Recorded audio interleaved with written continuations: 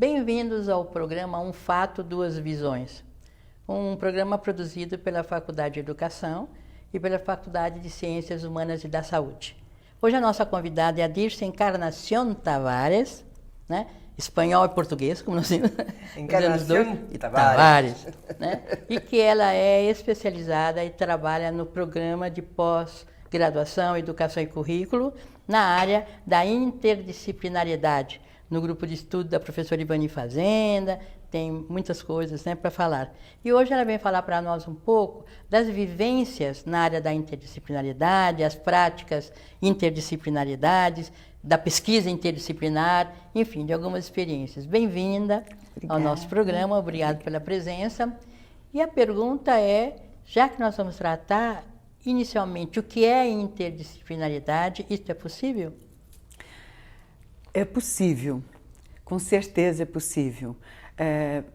Eu estive por mais de 30 anos com a Ivani Fazenda, estudando sobre os assuntos da interdisciplinaridade, e evidentemente que isso não acaba, porque é sempre uma continuidade, sempre estamos descobrindo coisas a mais, né? E é muito gratificante porque nós vemos que é uma necessidade nas escolas públicas, particulares, que a interdisciplinaridade seja uma realidade. O que é essa necessidade?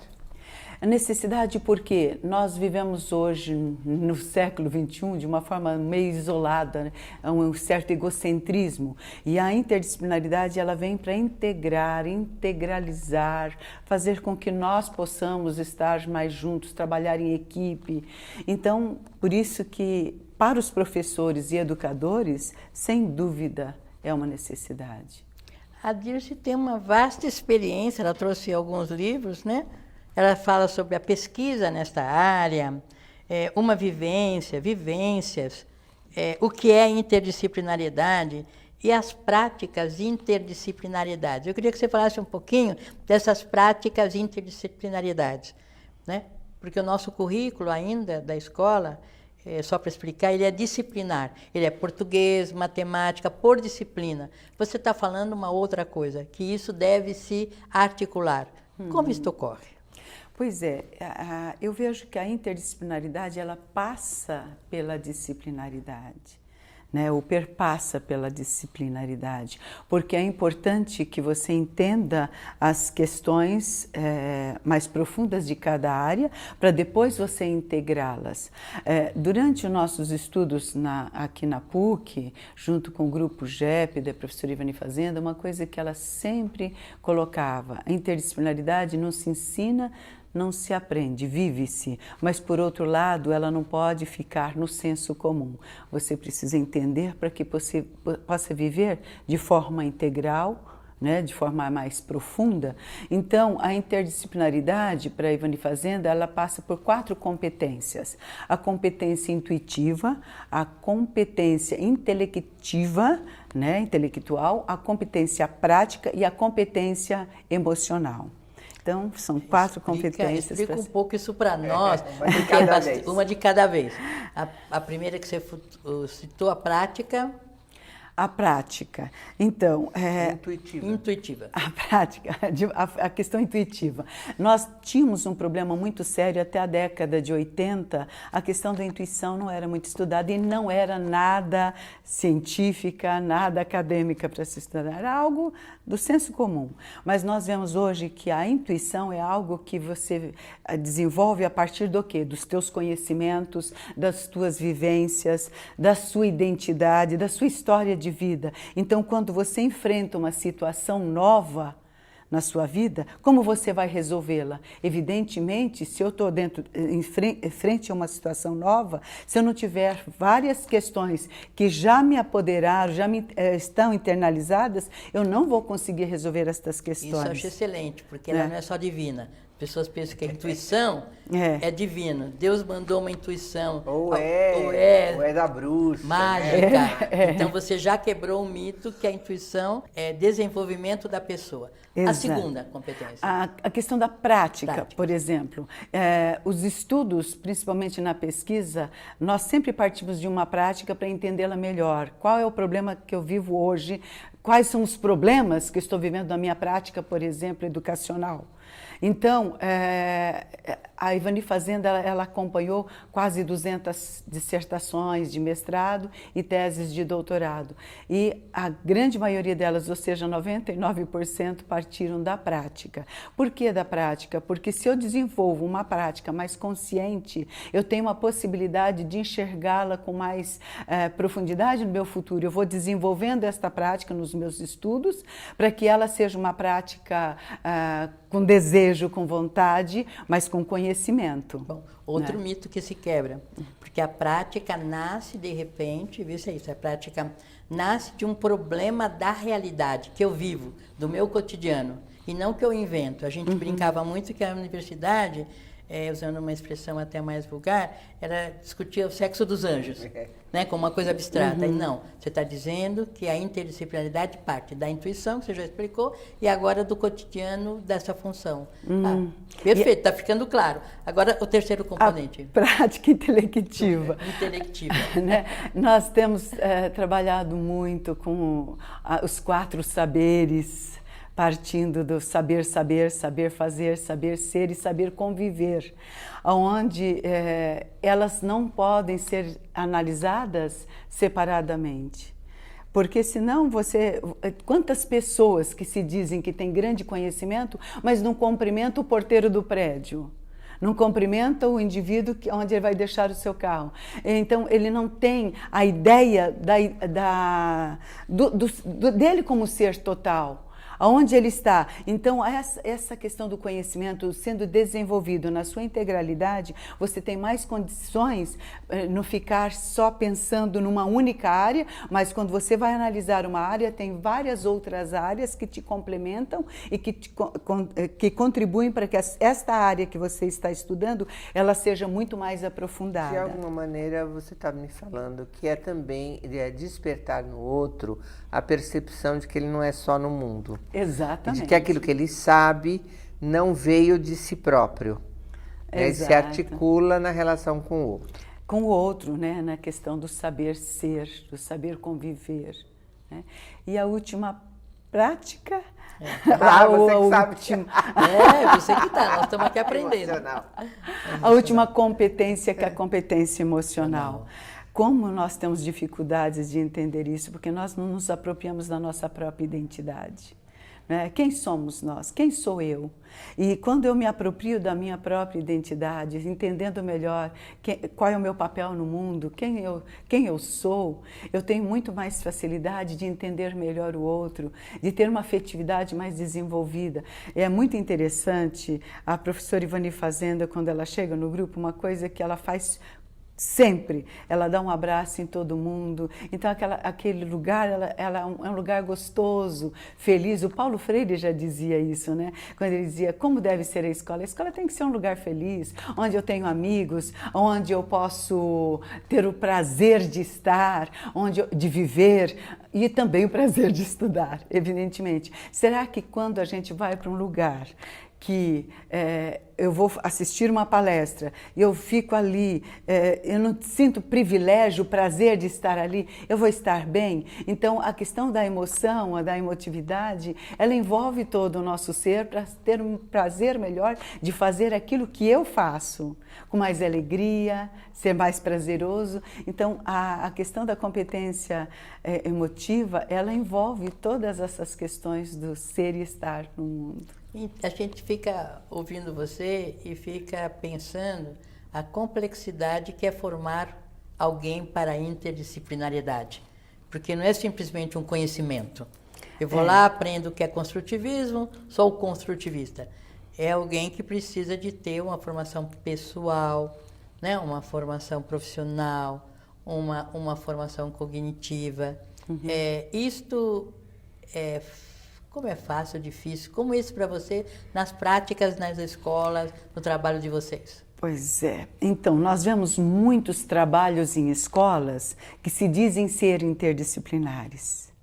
Primeiro, um projeto que eu implanto numa escola, quando eu implanto sem estar todos envolvidos, ele não pode ser interdisciplinar. É que eu acho que a gente volta para a questão da consciência da existência do outro, né? Sim. Porque sim. acho que eu entendi muitas vezes que interdisciplinar era assim, então vamos discutir a água.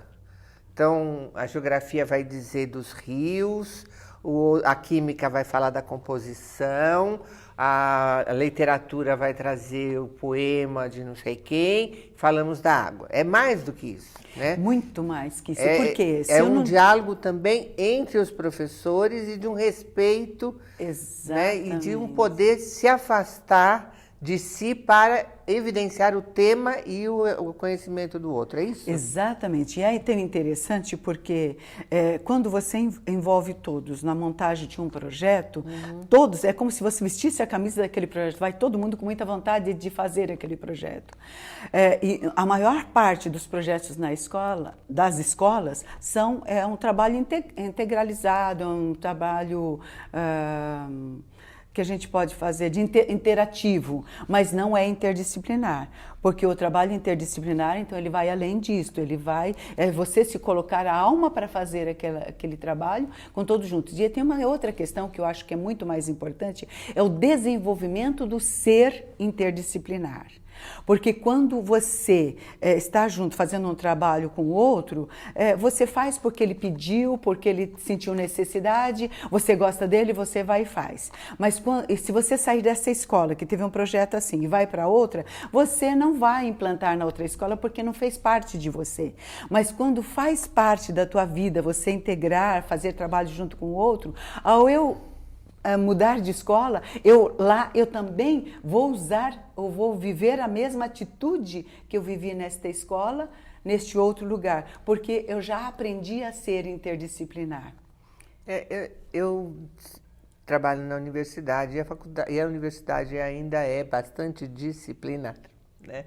E eu vejo, tem uma coisa que me chama muita atenção, que é o professor dizendo assim, não, mas vai ter, sei lá, um feriado, ou vamos suspender a aula por alguma coisa, ele diz assim, a minha aula, porque como é que eu vou dar a minha aula? E aí eu não vou poder dar a minha aula, né? Que é, assim, o que eu entendo que é o polo diametralmente oposto à interdisciplinaridade. Sim, porque existe uma certa vaidade de eu ter que mostrar os meus conhecimentos, né? E agora, normalmente nós, na educação, quando você chega numa sala de aula, eu não venho para dar aulas, eu venho para construir conhecimento junto com os meus alunos, porque eu parto dessa visão interdisciplinar de que eu não construo nada sozinha.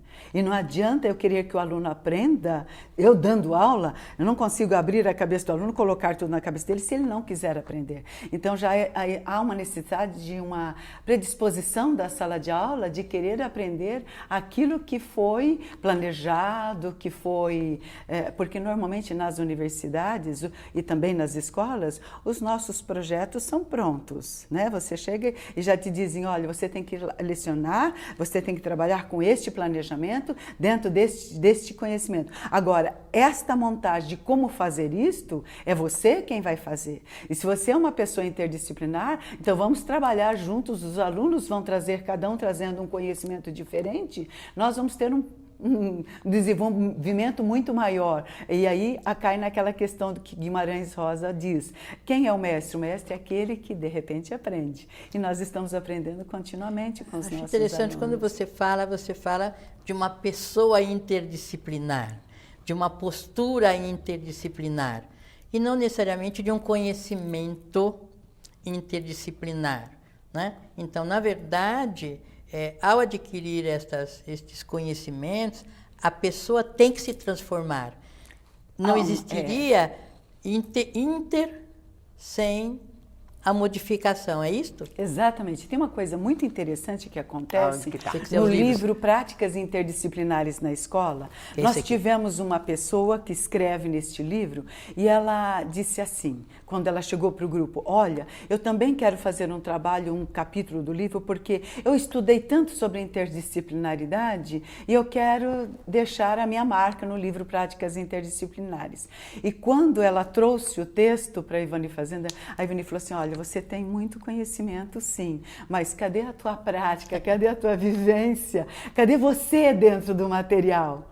Né? E é isso que eu digo para os meus alunos quando eu acompanho um trabalho de monografia, uma dissertação, né? Eu digo, escuta, cadê você dentro do trabalho? Onde você se encontra dentro dele? Onde você está? Você colocou tantas questões teóricas, mas e você que precisa, é você que precisa aprender, é você que precisa viver esses conhecimentos. Mas você não acha que um pouco disso tem a interferência dos orientadores no sentido de valorizarem primeiro uma educação que repete, né? Que é capaz mesmo, né? de trazer aquilo que foi aprendido. O papel do orientador é muito importante e significativo dentro do trabalho de orientação, porque nós queremos que o nosso orientando escreva aquilo que nós queremos que ele escreva, quando na realidade nós não respeitamos a sua própria escrita. E ao ele escrever, por exemplo, nós tivemos uma orientanda, a sua professora Neide, a Ana Beatriz, que escreveu 14 laudas sobre a sua história de vida. Olha que coisa linda, ela inserindo autores e ela podendo refletir sobre o seu próprio eu e crescendo nesta escrita. Nossa, como foi importante eu ter escrito isso. Olha como é importante e significativo foi a minha vida.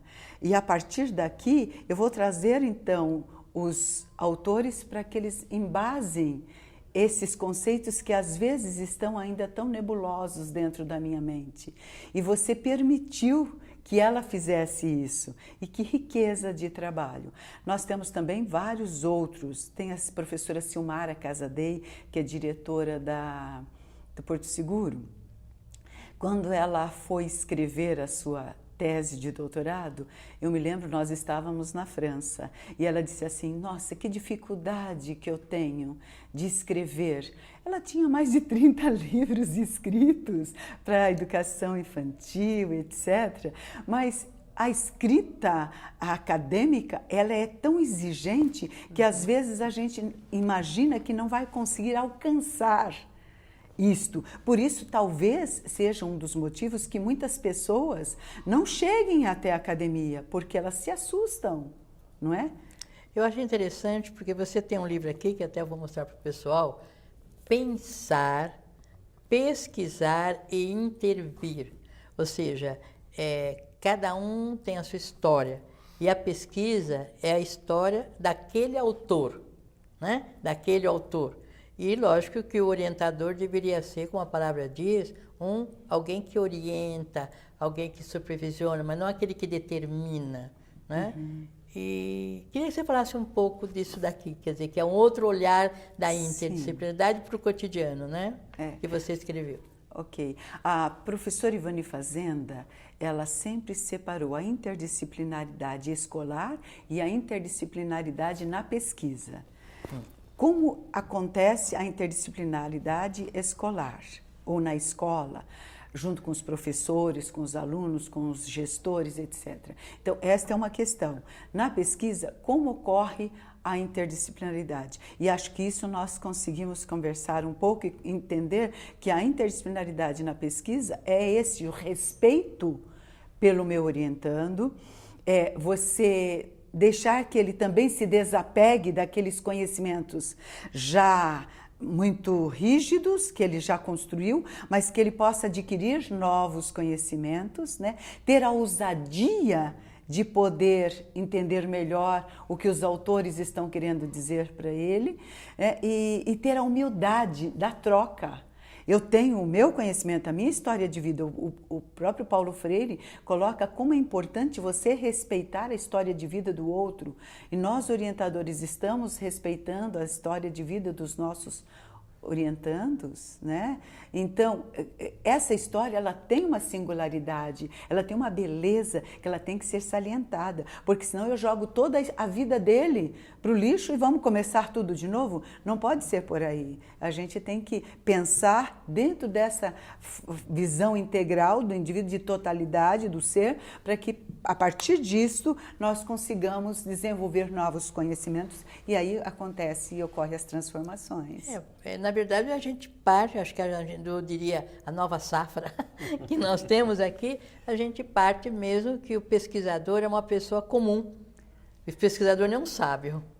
Ele não é um oraculista, aquele antigamente oráculo, quem eu sou, para onde eu vou. Não é alguém que vive, tem uma vida, tem uma história e convive com as pessoas que também têm seus problemas e querem ter solução a eles. Quer dizer, é um novo jeito de olhar a pesquisa, sair da disciplinariedade, né, e ir para a inter. Porém, a gente não abre mão, né, de uma área de conhecimento. Interdisciplinariedade não é caos e panaceia. Eu vou falar sobre tudo porque eu estou no mundo. E então nem citar vários autores de diferentes áreas. Contraditórios. E aí fica assim, eu vou escrever agora sobre economia, eu vou escrever sobre o orgânico. Não, existe uma área de conhecimento que se articula, né, e aí vai criando um acervo também. Não é panaceia, não é isto? Até porque a nossa vida, ela é, de certa forma, interdisciplinar. Se nós pensarmos o que é identidade, a construção da identidade é um processo de desenvolvimento social, aonde o outro, tudo que eu sou formado porque o outro me fez ser. Quer dizer, a nossa vida toda a nossa construção foi o outro que contribuiu para que nós fôssemos o que eu sou hoje, por exemplo, foi o outro que me fez ser, né? E aí nós temos essa arrogância de achar eu sou, né? Essa coisa, essa humildade que a gente vê, né? E outro ponto que eu queria também que você contasse um pouco para nós, que eu vejo que é muito dentro do grupo da Inter, é esse vínculo com a realidade. Vocês fazem muitas visitas, né? Está toda hora na França, participando de eventos, mas conhecendo as escolas, conhecendo outras realidades. Conta um pouco dessa sua experiência.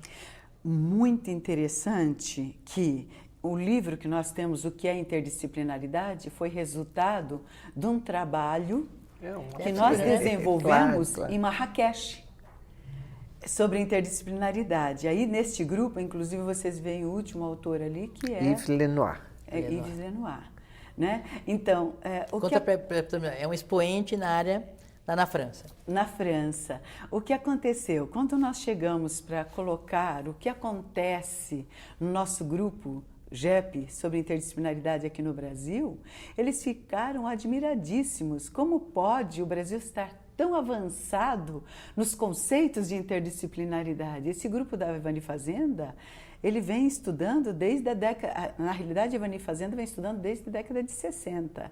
O primeiro livro dela foi O Pacto do Silêncio e desde aí então ela vem se dedicando aos estudos da interdisciplinaridade. Ela não gosta muito que eu fale isso, mas para mim, a Ivani Fazenda é a papa da interdisciplinaridade no Brasil.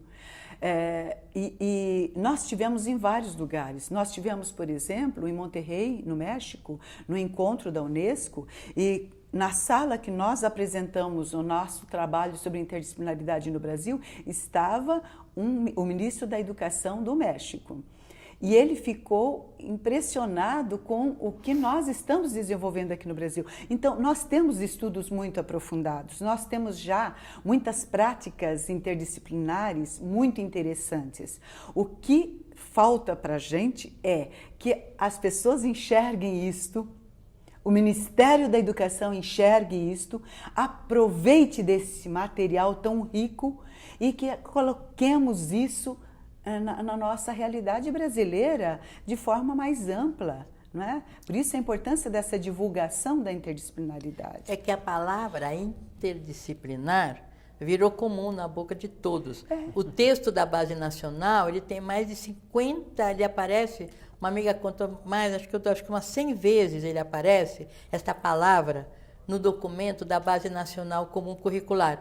Ele fala de forma disciplinar, aqui é como vocês vão desenvolver matemática ou história, e usa a palavra interdisciplinar. Então, essa falta de compreensão está atrapalhando muito o desenvolvimento da área, né? Sem dúvida está. Eu acho que a PUC, ela esse trabalho que foi feito no grupo de interdisciplinaridade aqui na PUC, ele tinha que ser muito mais divulgado. Nós temos a revista de interdisciplinaridade aqui, que todas as pessoas, temos relações com o mundo praticamente inteiro. E como é que vocês estão desempenhando essa tarefa? E ela tem boa qualificação, ela é do Qualis. É do Qualis. Ela tem Qualis. Ela está muito bem classificada, tá? Ela está no grupo B, BC, né? B. Não, é B1 ela está. B1. ela está bem qualificada. Então, ela está muito bem qualificada. Eu tenho o privilégio de dizer que eu fui uma das editoras desta revista desde a sua criação até o momento. Eu acho que vocês trabalham bastante, acho que é por isso que é a nossa convidada aqui desse programa, né? Existe algum outro ponto que você queira comentar do trabalho de vocês, que deva ser divulgado? Aproveita para divulgar o trabalho. É uma pena que nosso trabalho acaba não sendo, eu não diria aceito, porque ele é um trabalho bem aceito, mas mais divulgado mesmo. Né? É uma pena. Eu acho que nós tínhamos que fazer um trabalho muito mais amplo de divulgação da interdisciplinaridade, principalmente das práticas interdisciplinares, porque nós vemos que as práticas interdisciplinares, elas conduzem a uma transformação tão grande e que as pessoas não entendem que essa atitude que eu desenvolvo na minha prática é o que me faz mover este tipo de trabalho. Como nós estamos terminando o programa, acho que eu vou repetir a sua frase. Essa atitude que nos faz mover.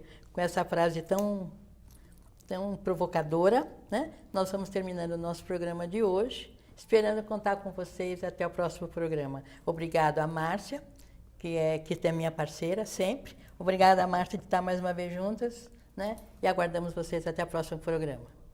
Obrigada, Dirce.